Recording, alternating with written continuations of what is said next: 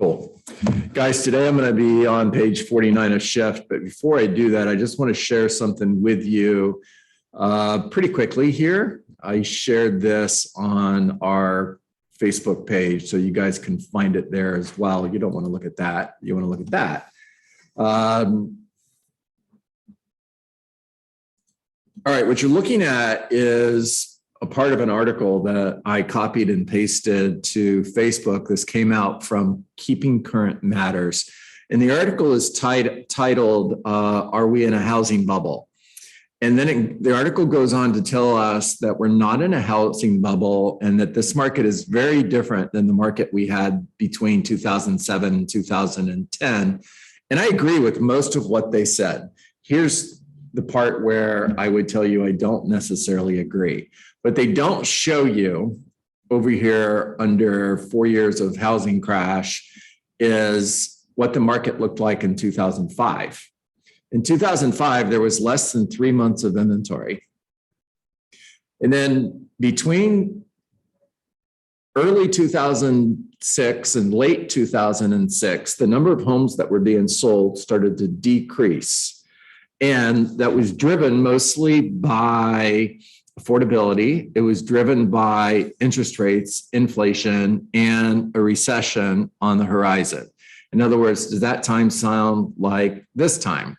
And the answer is sort of, kind of. It does. Now, am I saying that we're going to see a crash? No, not at all. Is this market going to look like the market we saw in 2007, 8, 9, and 10? No, not at all. However, we are in a shift. There is no question about that. I ran the numbers this morning, and in Coral Springs, Parkland, sales are down by 18.4% year to date. I love it when I see you guys writing this down because this is the information that you use that makes you the local economist of choice. This is the information you use that makes you a strategic pricing professional. And what's interesting about the fact that sales are down by 18.4% is you guys, all of you who are part of our office here in Coral Springs, your production is up by 0.7%. Your market share is up by 0.7%. So even though the market is falling, Keller Williams Coral Springs is capturing more market share. So kudos to you. June of 2022 versus June of 2021. Sales are down by 26.3%. So year over year, for the month of June, we saw a decrease of 26.3%. And year to date, we're at 18.4%. All right, just information. All right, so on page 49, today I'm going to be on pages 49, 59, and 51, in that order, by the way. On page 49, middle of the page, second paragraph, Gary shares, just because the market has moved from more to less doesn't necessarily mean you have to. Sales are down, right? I shared that with you, correct? And just because we're selling fewer homes, and by we, I mean the market, doesn't mean you have to. As leads become fewer, you must recognize the situation and make a more concerted effort to generate them. You can't sit back. You must be more rigorous and resolute in your lead generation than ever before, and more so than anyone else. In fact, now is the time to shift your lead generation activities into the highest gear possible. All right, on page 50, middle of the page, Gary goes on to say the number of sellable leads has decreased dramatically, and the reason is motivation. Please underline that word, circle it, highlight it, do something with it. It's almost as if all the buying and selling of the past sellers market has borrowed against buyers and sellers of this market. Let me explain this so you can explain it to your customers. And I want you to sit at the kitchen table and have conversations just like this.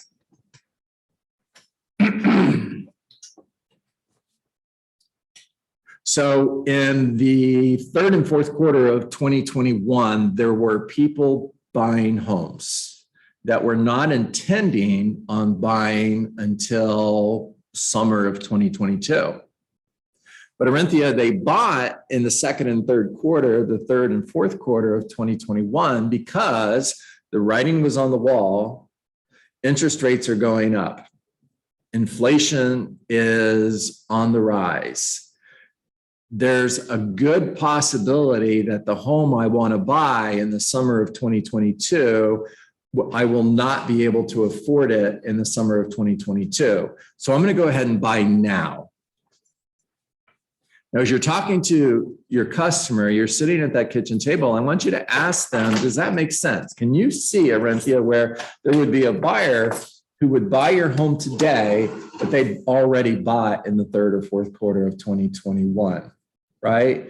And if someone did that, then a lot of people did that.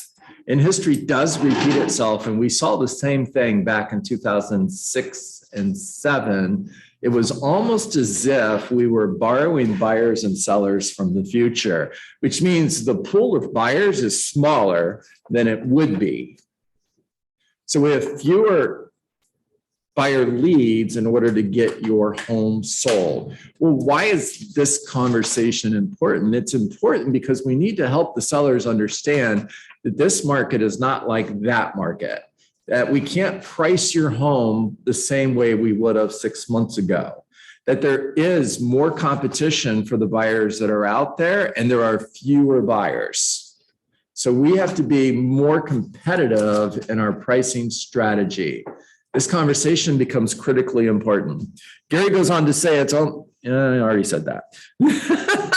So here's the question. What affects motivation? So let me go back and read this. The number of sellable leads has decreased dramatically, and the reason is motivation. And the question is, what affects motivation? Well, you're going to find the answer on page 9 as part of the anatomy of a shift. Shifts are easy to understand. They occur whenever supply and demand move out of balance. So let me just take out of balance out of there. And let me say this again to you. Shifts are easy to understand. They occur whenever supply and demand move, period. We don't have to wait for them to move out of balance. Just move. Going from 2 months to 3 months of inventory will make a difference in the buyers that you attract. It'll make a difference in the offers that you get. Here's one you're going to clearly understand because we've talked about it a lot. Going from 2 months to 3 months of inventory will make a difference in the traffic you get in open houses. When seller supply exceeds buyer demand, it's a buyer's market. When buyer demand exceeds seller supply, it's a seller's market. A shift occurs when the market moves from one to the other. The question is, why does it shift? Motivation. There are fewer buyers who are motivated to buy today than there were 6 months ago. Just ask them, is it a great time to buy? Are there great deals on the market? How affordable is it to buy today? The buyers are worried. They're worried that they're going to overpay. They're worried that they're going to buy a home and the market's going to shift and the home is going to be worth less. Here's the answer for that. How long are you going to live in your home? How long do you plan on living in this home? Clarissa, we're looking at this property, blah, blah, blah. How long are you planning on living in it? Now, you're probably going to hear, I don't know, or forever, or 10 to 15 years. And if the value goes down a year from now and you're not selling, does it matter? If you bought 100 shares of name to stock, it doesn't matter. And the value went down a year after you bought it, did you lose money? Well, not unless you're selling. The only time you make money or lose money in the stock market is at the point that you sell. The same thing is true in real estate. The only time you're going to make money or lose money is when it's time to sell. We also have to help them change their paradigm when it comes to homeownership. Homeownership is not an investment, it's shelter. Homeownership, purchasing real estate is not an investment unless you're buying investment properties. And the home you live in is not an investment property, it's shelter. All right, page 50, middle of the page. Can I jump in? Jump in there, Michael. So I agree on the graph that you showed us earlier. Mhm. I think they're not painting the full picture. No, Right? We don't see what the market was before the shift happened. true. They're showing us after the fact. Yep. And I also think that the graph for this last 4 years doesn't really show us what's going on either yet. Nope. Because they're only showing us that we had a lack of inventory for the last 3 or 4 years, but yet they haven't shown us what 2022 looks like, and we're already seeing that 1.5 months inventory jump up to 2.5 to 3 months worth of it. Yeah. So that's the one thing, and I agree with your analysis on that. The second thing is, I'm fortunate to have really, really great friends in other markets, and I think you guys are gonna love this, so write it down. Marry the home, date the rate. Marry the home, date the rate. And John is right. If they're gonna be in the house, you've got to ask them, well, do you plan on being in the house for at least 7 or 8 years? Great. Then marry the home and date the rate. And when the rates change over, you can do a refi then. And to be quite honest, 6% is still historically low when it comes to interest rates. We were in an abnormal market where we were looking at 2.5% interest rates, and we will probably never see those interest rates again in our entire lifetime. Write it down, write it down, write it down. Very good stuff, Michael. Thank you.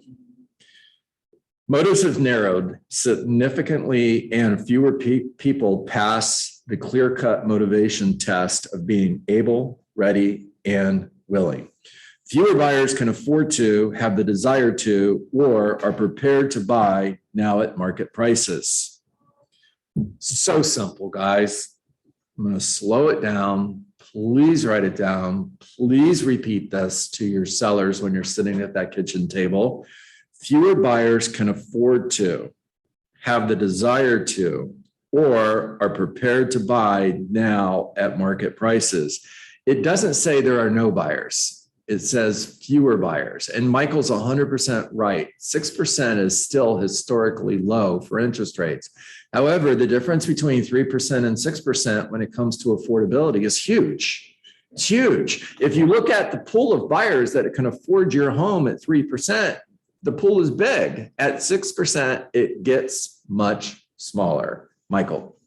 So that's an incredible point also, right? You got to remember that every percent that interest rate rises, it affects buyers' purchasing power by 10 to 11%. So if we've seen a 3% rise in interest rates, we've affected buyers' purchasing power by 30%. It's huge. 30%. Yeah, do the math. It's huge. A market shift simply causes a smaller number of buyers and sellers to have the ability, readiness, or willingness to be involved in a real estate transaction at this moment. And this creates the difficulty you face. You can motivate someone to help them better understand why they should consider buying or selling in this market, but you can't motivate them. You can motivate, you can't motivate. Remember, people will never change their mind, but they will make a new decision based on new information. It's your job to provide that information. Bottom of the page, Gary goes on to say, and since you can't actually motivate people, your only choice will be to find more of them. Oh my gosh, listen to me. You can't motivate them to sell their home. You can't motivate them to buy their home, but that doesn't mean there are not people out there who want to buy, who want to sell. In 2005, we sold 6.4 million homes in the US, 6.4 million homes. By 2007, that number had decreased to 5.2 million homes sold. Huge drop, yes or yes? And is 5.2 million still a really big number? Yes, it is. I shared with you earlier that sales in Coral Springs, Parkland, just Coral Springs, Parkland, that's it. In the month of June, we're down by 26.3%. But what I didn't share with you is there were more than 400 homes sold in Coral Springs, Parkland, June 2022. More than 400 homes. Now, what if we can get in a time machine and go back to March and April, and you knew that there were 400 people in Coral Springs, Parkland who were thinking of selling their home, who were thinking of buying a home, and your job was to go find them. That's it. You weren't going to have to convince them. You weren't going to have to motivate them. They were buying. They were selling. You just had to go find them. Now listen to what he says again. Since you can't actually motivate people, your only choice will be to find more of them. This is an error of extra effort. Living to the left of the effort graph doesn't get it in this market. And effort graph is simply 1 to 10 with a big circle in the middle that runs between 4 and 8. And on a scale of 1 to 10, on a daily basis, what's your effort? Are you a 1? Are you a 10? A 10 is all in. A 10 is E.T., Eric Thomas. It is beast mode. It is doing everything absolutely that you have to do to find that seller, to find that buyer, that you're not going to stop until you do. A 10 always schedules an appointment. They never stop until they do. Okay, if you're not a 10, are you a 9? Are you an 8? Here's what I know. Nobody on this call, or whatever you want to call this, is between a 1 and a 5. You wouldn't be here if you were. However, there are some of us who are somewhere between a 6 and an 8. 6 and an 8 is mediocrity. Mediocrity works when the market's hot. It doesn't work when things slow down. The only agents who thrive in a shift are the 9s and 10s. Michael. I think Gary Keller's statement is inferring something that we should know what I'm just going to say. So it says, so we need to find more of them. Yeah. I think there's a word that's missing, right? So we need to find more of the motivated. Mm-hmm. That is 100% true. So your job is to find the motivated. And interestingly enough, go back one page, 449. What's the title of the chapter? Find the motivated. All right. So this is why you must now ramp up your lead generation, because there are less of the motivated to find. Well, there you go, Michael. Yeah. So this is why you must ramp up your lead generation, because there are less of the motivated to find. All right, I'm going to close with this. It is my job to train, coach, inspire, encourage, motivate you, to help you look at things differently, to help you see things differently, to change your paradigm in order to change your thinking. It is not my job to come on here and discourage you. So don't be discouraged. Be encouraged. By the way, that's a choice. Choose to be encouraged. That's it. Simple. The bottom line is this. How many homes you sell in the next 6 months is completely up to you. It has absolutely nothing to do with the market.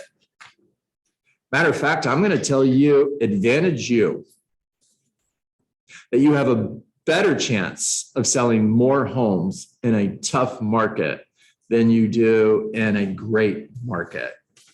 And here's the reason why, Arinthia, because in a great market, anybody can and most people will.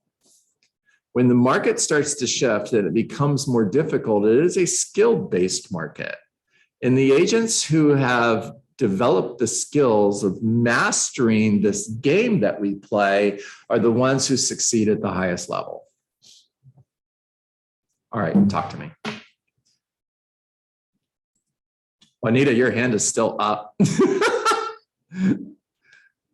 I don't know if you're waiting to talk to me, but if so, talk to me, girl. Oh my